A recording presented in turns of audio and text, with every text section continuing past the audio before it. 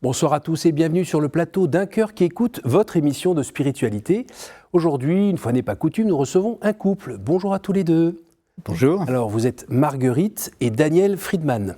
Alors, vous êtes là tous les deux parce que ce livre qui s'appelle « L'appel judéo-chrétien de David et Magali » est un dialogue. Vous êtes tous les deux dedans. Donc, on va en parler dans 2 minutes. Déjà, dans le titre, on a 2-3 petites informations. Mais on va creuser un peu plus à l'intérieur. Notamment, vous allez nous raconter comment vous avez pu retrouver Jésus, en fait, que le peuple juif attendait depuis un petit moment. Et là, vous avez pu le rencontrer, on va en reparler. Et puis, on va aussi parler de vos retrouvailles avec le Christ. Juste avant, je vous invite à nous lire un extrait de texte de votre choix. Je commence ? Oui. À présent, jusqu'où peut me conduire ma prière intérieure et personnelle ? Jusqu'où te rejoindre ? Quand je te cherche devant l'hostie, elle me dit que tu es là, mais si proche et si loin pourtant. Le pain de la vie exposé se fait porte-parole de la coupe du salut. Au plus profond, les yeux mouillés de mon cœur me plongent dans l'abîme à la rencontre de la fine pointe, là où tout basculerait si ta main ne me retenait. Tu me dis de rester auprès des vivants, l'ultime rencontre est pour plus tard. Seigneur, tu me tends l'embuscade amoureuse dans la pénombre de mes insomnies. Où me rendre ? Je n'entrevois que ton offre de l'étreinte promise dans tes bras d'éternité. Comment refuser ? Toi seul réponds à ma quête de sens, où toute autre suggestion semble vaine. Au cœur de la nuit, mutique, tu es la seule parole. Le silence de la nuit, tu l'habites en réponse au vertige du vide. Tout dort autour et tu vis en moi. La demeure silencieuse de ma maison se fait oratoire. Je m'avancerai vers ton autel. C'est toi le but ultime de mon voyage. Dans le silence de la nuit, tu t'es rappelé à moi, louange à toi. C'est Saint Jean de la Croix, hein, c'est ça ? Non, c'est moi. Ah, pardon. Alors, moi, j'ai choisi Edith Stein parce que j'aime beaucoup cette personne. Et là, elle écrit quelque chose qui me touche vraiment. « Qui es-tu, lumière, toi qui me remplis et éclaire l'obscurité de mon cœur ? Tu me conduis par la main à l'égal d'une mère, si bien que je ne saurais, si tu me lâchais, faire un seul pas. Tu es l'espace qui encercle mon être, qui l'enferme et l'abrite. Abandonné de toi, il plongerait dans le gouffre du néant, d'où tu le tireras pour le faire exister. Toi, plus près de moi que je ne le suis moi-même, et plus intime que le tréfonds de moi, et pourtant insaisissable et ineffable, toi qui fais éclater tous les noms, Esprit Saint, amour éternel. N'es-tu pas cette manne qui du cœur du Fils se déverse dans le mien, nourrir des anges et des élus ? Lui qui s'est relevé de la mort à la vie m'a éveillé moi aussi du sommeil de la mort à une vie nouvelle. Et il continue de me donner jour après jour une nouvelle vie. Un jour viendra où sa plénitude m'inondera tout entière. Vie issue de ta vie, oui, toi-même, Esprit Saint, vie éternelle. Eh bien, ça attaque dur. On n'est pas en train de plaisanter, là. Vous êtes déjà en train de regarder loin devant, ou peut-être pas si loin que ça. Vous êtes tous les deux en train de parler de la vie éternelle, de ce qui nous attend, et de ces grands bras de Dieu qui va vous accueillir, vous et vous, avec toute sa miséricorde, évidemment, mais surtout tout son amour qu'il a à vous donner, que vous attendez aussi. C'est bien ça ? Alors, pour Marguerite, je pense que tu as retrouvé certaines choses que tu as dû connaître autrefois. Pour moi, c'était une découverte, tout ce monde intérieur. C'est l'aboutissement, si je peux dire, de tout un chemin qui est passé par un certain bouleversement familial, social, enfin pas uniquement intérieur. C'est aussi quelque chose qui a dû se vivre aussi pour entrer en Église. Alors, si on essaye de ramasser un peu ça, vous concernant, l'histoire avec un grand H est venue un peu bousculer la vie de la famille. Et vous vous êtes retrouvé en Alsace à devoir, avec la famille, partir du côté de Toulouse, passer la ligne. Alors moi, je n'étais pas en Alsace parce que c'était pendant la guerre, je n'étais pas né. Mais bien sûr, j'ai hérité de ce passé que je porte, de certaine manière, c'est sûr. Non, mes parents et grands-parents ont dû quitter l'Alsace à cause de la guerre. Ils étaient allés en zone libre à l'époque, mais qui n'est pas resté libre très longtemps, et se sont retrouvés à Toulouse. Avec des faux papiers, vous imaginez, fausses identités cachées, etc. Donc si je suis né à Toulouse, c'est pour cela. Et vous êtes construit sur cet univers de culture juive? De culture en tant que mentalité. Oui. Parce que nous n'étions pas du tout pratiquants, même si notre référence religieuse, c'était la synagogue, mais sans y aller vraiment, sauf pour les mariages, oui. Mais par contre, la culture communautaire juive, enfin, et encore, on n'était pas trop immergés là-dedans, mais c'était très fort, hein, l'appartenance, c'est quelque chose... Et j'ai réalisé à quel point c'était fort quand je m'en suis détaché pour entrer en église. Là, j'ai vu, c'était pas rien, quoi. Et de votre côté, Marguerite, vous êtes née dans une famille de culture chrétienne? Oui. Ça pratiquait un petit peu? Oui. Et alors, vous avez laissé tomber dans les années 60? J'avais 20 ans, à peu près. Il n'y en avait plus besoin, quoi. On pouvait vivre sans la religion, sans Dieu, et voilà. Vous ne le rejetiez pas, vous? Non. C'était plutôt vous l'ignoriez? Il n'y avait plus de place, quoi. Il n'y avait pas de place pour lui. Enfin, je peux dire ça comme ça. Et c'est à ce moment-là que vous vous rencontrez? Ah oui, c'était cette période. Donc vous aviez les cheveux longs jusque-là? Vous aviez des fleurs sur toutes vos chemises? J'avais pas les cheveux un peu plus, oui, plus longs quand même, oui, beaucoup plus longs. J'ai de la moto, j'avais blouson de cuir. Une jolie barbe. Une jolie barbe. Ça a un peu changé. Voilà, oui. Alors quand on lit votre livre, on sent bien qu'il y a des questions récurrentes quand même, qui sont là, vous avez besoin de comprendre, de savoir, de rencontrer. D'ailleurs, au fil du livre, on a même l'impression que vous avez conscience qu'il y a quelque chose qui a été semé en fait. Et les questions que vous vous posez, vous ne pourriez pas vous les poser s'il n'y avait pas quelque chose qui avait été semé avant. C'est un peu ça qui passe quand même. Peut-être pas de façon toujours explicite de la spiritualité, mais de la sensibilité. Je parle à un moment donné d'humanisme, et cet humanisme, il cherche sa source, hein, il y a un peu ça aussi. Le choix de ma profession, de ma spécialité, ça a compté aussi beaucoup, parce qu'au lieu d'aller dans un sens très matériel, voire matérialiste, je me suis orienté vers la psychiatrie, le psy, la relation. Il y a beaucoup de choses comme ça qui ont convergé vers une recherche peut-être de vie intérieure, et puis pourquoi pas après le Seigneur, quoi. Et avec des questionnements du psychiatre qui étudie et objet d'étude aussi? Mon objet d'étude. Oui, c'est ça. Vous êtes votre propre objet d'étude aussi. C'est normal, ça? C'est courant chez les psychiatres? Si vous voulez, c'est assez complexe parce que c'était une période où la psychanalyse était omniprésente. Donc la spiritualité, la recherche d'une vie intérieure, en psychanalyse, c'était l'inconscient, les pulsions, enfin oui, et tout ce bagage psychanalytique qu'on ne rejetait pas, mais qui nous mettait quand même... Bien sûr, il a fallu que je m'en distancie un peu quand la vie spirituelle est arrivée, mais on a compris qu'on pouvait combiner un peu les deux. Françoise Dolto, qui était de l'époque, l'a bien dit, donc ça nous a aidé aussi, son témoignage. Et alors, quand il partait sur ces questions un peu existentielles, intérieures, vous faisiez quoi? Vous le regardiez ou non, il y ça réveillait chez vous? Un écho, oui. Mais souterrain en fait. Mais il y avait une écoute. C'est sûr.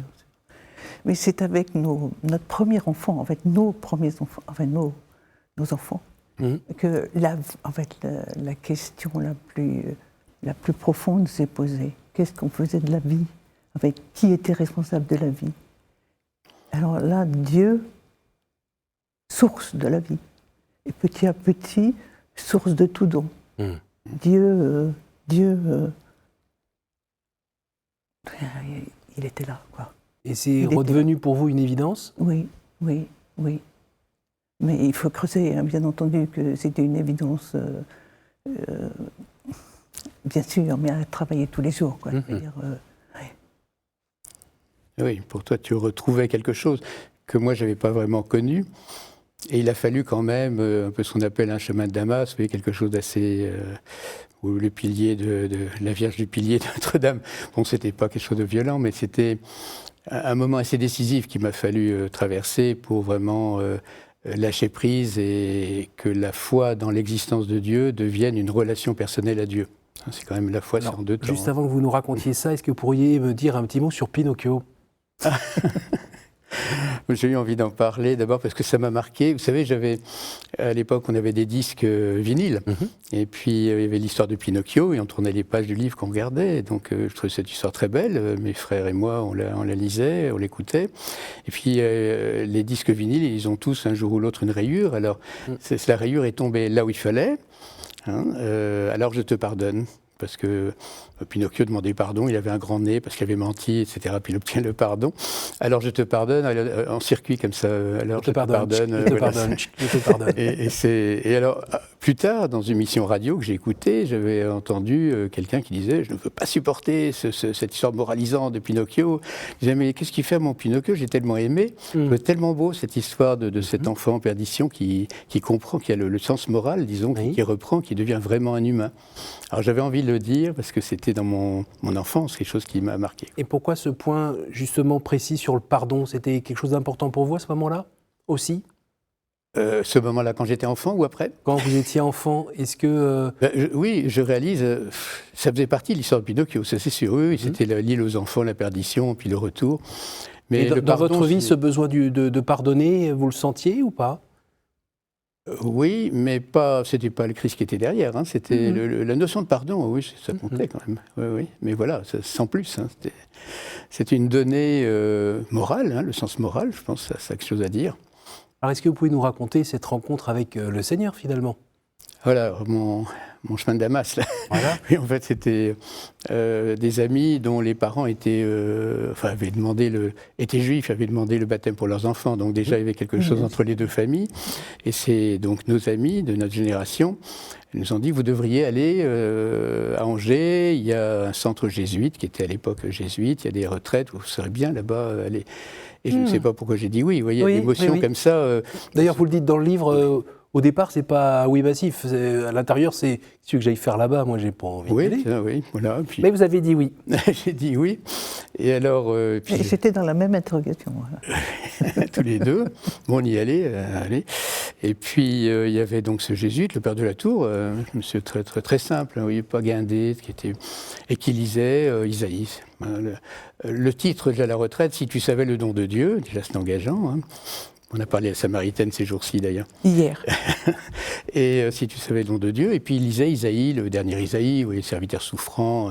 Il disait mais c'est le Christ ou c'est notre religion juive quoi. Et ça m'a énormément interpellé. Bon mais alors, il y a quelque chose de commun, plus que de commun. Enfin il y a une racine, etc. Ça m'est vraiment, c'est monté assez fortement. Et entre les moments où il prêchait, où il faisait son enseignement, il y avait donc en face de l'autre côté de la cour un vieux bâtiment avec un four à pain à l'intérieur. Ils avaient aménagé un oratoire avec l'hostie consacrée, hein, l'ostensoir, dans le four à pain. Et puis je voyais autour de moi quelques retraitants dont tu faisais partie, qui priaient dans le silence, à genoux. Et puis moi j'étais raide. Hein. Je dirais raide dans mes bottes un peu. J'étais debout et alors... On n'a pas pensé la nuque raide. Hein. La nuque peut-être aussi. Et alors... donc on en reparlera après. Et vous voyez, je disais, c'est un peu comme dans un rêve, on croit qu'on fait un rêve très long, il dure 5 minutes si on enregistrait le sommeil. Et là, j'ai l'impression que c'était interminable, ça se trouve, ça durait 5 minutes, ça me semblait long. C'était oui, non, oui, non, oui, non. Vous voyez, vraiment le combat intérieur, vraiment un tumulte. Hein. Et puis, à un moment donné, il y a eu un lâcher-prise. Hein. C'est vraiment le lâcher-prise qui était déterminant. Je me suis mis à genoux. Et puis, l'existence de Dieu et la présence de Jésus, j'ai dit oui, et je lui ai parlé. Vous voyez, comme je disais tout à l'heure, je pense que dans la foi, il y a le fait de reconnaître et de s'adresser à, je pense vraiment deux temps. Et puis on peut même dire aussi que peut-être lâcher prise, mais peut-être aussi Saint-Esprit qui a parlé en vous, en fait. Oui, j'ai lâché, parce que lui, il me demandait, voilà. Je dis oui. Je lui disais non pendant un certain temps, là, ça a lâché. Superbe. Ouais, c'était vraiment point de départ, pour moi, le repère. Quoi. Ouais. Et alors, comment on accompagne son mari à ce moment-là? Dans le silence. Dans le silence. Mais alors, moi, j'ai repris des cours de théologie, j'ai repris des cours de biblique, j'ai fait une formation au discernement, à la catho, et j'ai fait l'accompagnement aussi. Et la motivation numéro 1, c'était de répondre à ces questions ou de répondre aux vôtres? ça faisait écho en moi, ça faisait écho, mais je n'avais pas suffisamment de... Oui, il faut se former. Oui, oui, exactement, exactement. Et c'est bien, ça, chacun faisait un peu l'aiguillon de l'autre aussi. Ça devait être sympathique, vos conversations? Absolument, c'est vraiment un chemin, une histoire à deux. C'est pour ça qu'on est là tous les deux, que j'ai écrit tous les deux. Parce que vraiment, c'est quelque chose de conjoint. Hein, il y a eu l'amitié judéo-chrétienne, le siddique. En fait, on a été plongés dans... On était obligés de répondre à nos questions. Mais oui. Obligés de ne plus louvoyer, mais d'aller vraiment... Qu'est-ce qu'on se dit soi-même et quel est le sens vraiment de notre démarche, quoi. Alors, normalement, quand on est un couple mixte, comme on dit, il y a déjà des bouts de famille qui disent « Ah, oh, là, il est juif, là, et l'autre, elle est catho, et là. » Mais alors, une fois que tous les deux, vous vous engagez dans un chemin de conversion, si on peut parler de conversion, comment ont réagi les membres de votre famille? De mon côté, pas du tout de la même manière que ma belle famille, vous en doutez. Donc de mon côté, non, c'était pas une... tant qu'on parlait ni baptême, ni circoncision, ni rien de tout ça, ni... Tu dis ce que tu veux, mais t'es juif. Si tu restes juif, ça va. Voilà, et puis bon, bonne chance, parce que ça va pas être facile. Hein, bon. Et puis voilà, mais le jour, évidemment, où j'ai déclaré, par écrit d'ailleurs, mes parents, que je demandais le baptême, j'ai eu une réaction, évidemment, par écrit d'ailleurs, qui était très, très forte, violente par les mots. Hein. Ça ne nous a pas empêchés de nous voir par la suite, hein, mais c'était peut-être un peu plus froid que ça l'avait été. Mais voilà. Bon, en fait, il n'y a pas eu d'affrontement vraiment face à face violent, il n'y a pas eu cela. Par contre, en moi, il y a eu ce que j'appelle la pression de loyauté. Oui. Hein, qui me disait intérieurement, c'est pas facile ce que tu vis, il faut y aller. Donc après, j'ai une expression qui est souvent revenue, je vois dans le livre, je l'ai écrit, ne pas se dérober, hein, parce qu'on a envie de se dérober. Hein. Alors, vis-à-vis de quoi, de qui? Vis-à-vis de la démarche et de la publier. C'est ça, c'est plus simple de gentiment soit laisser tomber, soit aller le vivre dans son coin. Voilà. On est que là, à un moment, vous le dites d'ailleurs, après avoir un petit peu avancé dans le livre, on vous entend dire, ok, maintenant, faut le dire, quoi. Ninive. Et oui, c'est ça. Faut l'annoncer. Faut l'annoncer. Je préfère aller me cacher dans ma baleine, c'est ça? Et oui, alors c'est vrai que Jonas m'a eu beaucoup. D'ailleurs, dans Pinocchio, il y a Jonas. Donc, il y a quelque chose. C'est vrai, tout à fait. Il y a quelque chose. Oui, Jonas m'a beaucoup marqué, c'est sûr. Et Jonas ne dit pas ce qui s'est passé dans sa famille quand il était à Ninive, parce que Ninive est une ville païenne. Qu'est-ce qu'un juif va faire là-bas, hein? Peut-être que ça n'a pas été facile, dans le fond, on a vécu la même chose, hein, toute proportion gardée. Et alors, dans Jonas, moi, ce que j'aime bien, c'est qu'il finit par faire son boulot, et après, il y a toute la partie, la fin de Jonas, dont on parle très peu, vous savez, qu'on appelle le ricin, et qui est assez longue, en fait, dans le livre de Jonas. Il a fait son travail, il a converti une grande ville, mais il est toujours là à regarder et à se lamenter, parce que finalement, il n'a plus rien à faire là, et puis il retourne chez lui. Et c'est là que Dieu lui dit, mais non, tu dois avoir le souci de cette ville que tu as convertie, voir ce qu'elle devient. Et donc tu n'as pas à lâcher les goïms que tu as convertis. C'est costaud, hein, quand même. Parce que dans le livre, on a l'impression qu'il y a, vous parliez tout à l'heure de l'arrivée des enfants, qui vous a fait vous reposer des questions sur l'existence de Dieu, et d'où ça venait, d'où venait tout ça, d'où venait la vie. Il y a eu aussi la question de qu'est-ce qu'on transmet à nos enfants, est-ce qu'on leur dit ou pas que Jésus est arrivé? Oui. Ça a été un peu une problématique aussi? Ça a été une question. Oui, ça, c'est sûr. Une fois le baptême. Mais à partir du moment où Dieu devenait quelqu'un qui nous aime, quelqu'un qui voulait notre bien, en fait, quelqu'un avec un esprit, enfin, on ne sait pas très bien qui mettre derrière le mot Dieu. Hein, alors, on va mettre une personne. Oui, voilà. Mais la démarche, c'était de se rapprocher de lui de plus en plus pour pouvoir entrer dans cet amour-là de Dieu et pouvoir le transmettre, en fait, et pouvoir l'expérimenter, mais pas avec des mots, vraiment avec notre cœur et notre tête dans le ciel, quoi, quelque chose comme ça, vous voyez. Alors le cheminement que vous faites, ça continue, hein, on est d'accord que c'est pas tout d'un coup non, tous les jours. passer à nuit à jour, c'est pas comme ça. Oui. Donc c'est un cheminement où de temps en temps on se casse un peu la figure, Oui. où il y a des périodes de désert. Oui, Oui. plus. Oui. Moi, je dirais plus ce désert, parce que se casser la figure, on a une vie de couple, hein, donc comme tous les couples, il y a des périodes un peu de crise, mais c'était pas se casser la figure sur le plan religieux, spirituel, c'était notre vie, hein, ces tourments. Mais non, il y a eu des moments plus désertiques au niveau de la pratique, de la foi, oui. Et est-ce que vous êtes retrouvé avec des temps de désert assez forts pour aller vous retitiller un peu sur est-ce que j'ai bien fait de faire ce choix? Est-ce que ça a remis un peu en cause ou... Non, j'ai pas eu de remords, non, vraiment pas.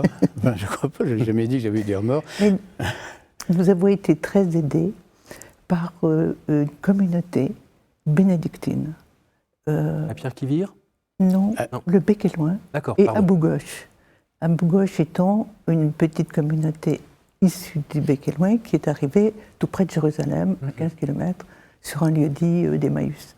Et eux, en fait, il y a une réciprocité d'échanges tellement fort, en fait, c'était des vrais amis, en fait, et ce sont des vrais amis et qui sont toujours là, en fait, et nous ont appris à prier avec les psaumes, nous ont appris à utiliser ces psaumes tous les jours, en fait. Vous voyez, on n'a pas vraiment, en fait, moi je n'ai jamais connu vraiment de moment où, comme j'avais connu avant. En fait. Avant, ça a été un avant. Donc vous Et nous après, invitez c'était à être accompagnés et à ne pas vivre ça tout seul. Donc déjà tous les deux, mais être accompagnés aussi avec des moines ou un prêtre ou je ne sais pas. Oui. Et est-ce qu'il y a une manière aussi de ne pas culpabiliser sur toutes ces années qui ont été peut-être un peu inutiles ou gâchées, je ne sais pas. Oui, Oui. de temps en temps c'est revenu ça. Oui, Comment vous avez fait pour garder ça à sa place? Parce que souvent le malheur de l'homme c'est de regretter les choses passées, s'inquiéter des choses futures et oublier de vivre maintenant. S'accrocher à cette miséricorde de Dieu. Quoi. C'est dire, Dieu est miséricordieux, mais plus qu'on il ne peut arrive. l'imaginer. Voilà. Alors ça, il faut se raccrocher à cela. Et puis, en fait, tout le Jésus, en fait, la personne de Jésus nous dit cela. Et votre métier a contribué à vous aider à avancer, nommer et vivre tout ça plus sereinement, ou ça a plutôt fait l'inverse en bloquant un peu, en disant que finalement votre recherche de quelque chose de plus élevé, de Dieu ou autre, s'expliquait par le besoin que nous avons tous de nous appuyer sur... Non, j'ai pas cherché j'ai pas rationalisé, j'ai pas cherché de raisonnement à ce niveau-là. Non, je pense pas. Par contre, ça m'a confronté, ça m'a fait réaliser que c'était difficile de savoir qu'est-ce qui était de l'inconscient, de la vie psychique, en tant que psychologie, données psychologiques, et parallèlement l'Esprit Saint qui travaille une personne.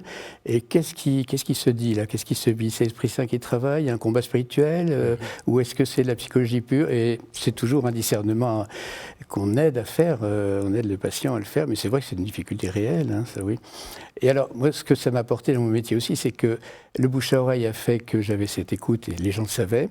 Et beaucoup de personnes qui vivaient la foi chrétienne sont venues me voir et c'était très intéressant pour moi. Et puis eux, ça les soulageait, ça aurait été bien écoutés. Mais sinon, non, les tourments au départ, ça n'a pas trop posé de tourments au départ dans mon travail. Hein, ça, c'est petit à petit, il y a eu une maturation qui s'est faite. Bon. On arrive déjà à la fin de cette émission. Ça va être le temps des questions très courtes et des réponses très très courtes, puisque vous êtes deux. Est-ce que vous pourriez me dire un chiffre entre 1 et 10, s'il vous plaît? 6.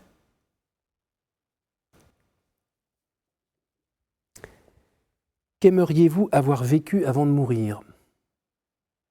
Quelque chose de très paisible, en fait, la paix. La paix. Entre 1 et 10, je vous écoute. 7. En dehors de la Sainte Famille, quel est le personnage biblique qui vous touche le plus en ce moment? Écoutez, là, je crois qu'on est vraiment dans Jonas. Là. je reste fixé sur Jonas. C'est un personnage biblique qui me touche, qui me rejoint. Hein, oui. Une dernière, entre 1 et 10? 5. Quelle image vous faites-vous du paradis? Beaucoup de lumière.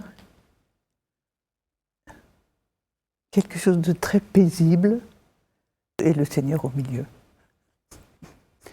Merci beaucoup à tous les deux d'être venus ici nous partager ce chemin de vie singulier, mais où on voit dans votre sourire et dans votre regard que ça vaut le coup de le suivre. Merci à vous tous pour votre fidélité. Je rappelle le titre de ce livre, L'appel judéo-chrétien de David et Magali, un dialogue paru aux éditions Les Impliqués Éditeurs.